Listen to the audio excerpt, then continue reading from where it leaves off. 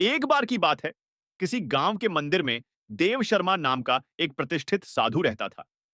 गांव के लोग उसका बहुत सम्मान करते थे। साधु को अपने भक्तों से दान में कई वस्त्र, उपहार, खाद्य सामग्री और पैसे मिलते थे।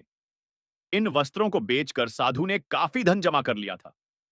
वह अपनी इस संपत्ति को लेकर बहुत सतर्क रहता था और हमेशा उसे एक पोटली में रखता था, जिसे वह कभी अपने से अलग नहीं करता था। उसी गांव में एक ठग भी रहता था। वह कई दिनों से साधु की पोटली पर नजर गड़ाए हुए था और इसे पाने की योजना बना रहा था।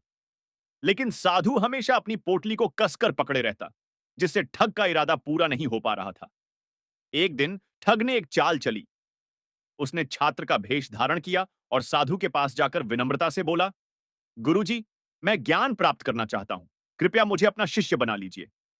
साधु ने ठग की बातों पर विश्वास कर लिया और उसे शिष्य बना लिया। ठग ने जल्द ही साधु का विश्वास जीत लिया। वह मंदिर की सफाई, भोजन बनाना और अन्य कार्यों में उसकी सहायता करने लगा। साधु उससे बहुत खुश हुआ और धीरे धीरे उस पर भरोसा करने लगा। कुछ दिनों बाद साधु को पास के गांव में एक अनुष्ठान में भाग लेने का निमंत्रण मिला। साधु ने ठग को भी साथ चलने के लिए कहा। दोनों यात्रा पर निकल पड़े। रास्ते में एक नदी पड़ी। साधु ने स्नान करने की इच्छा व्यक्त की। उसने अपनी पोटली एक कंबल में लपेटकर ठग को दी और कहा, तुम इसे ध्यान से रखो, मैं स्नान करके आता हूं। जैसे ही साधु नदी में स्नान करने गया, ठग को अपने मौके का इंतजार खत्म हुआ। वह तुरंत पोटली लेकर वहां से भाग गया।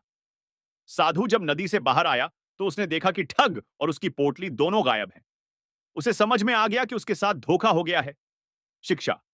इस कहानी से हमें यह सीख मिलती है कि किसी अजनबी की मीठी बातों में आकर जल्दी से विश्वास नहीं करना चाहिए।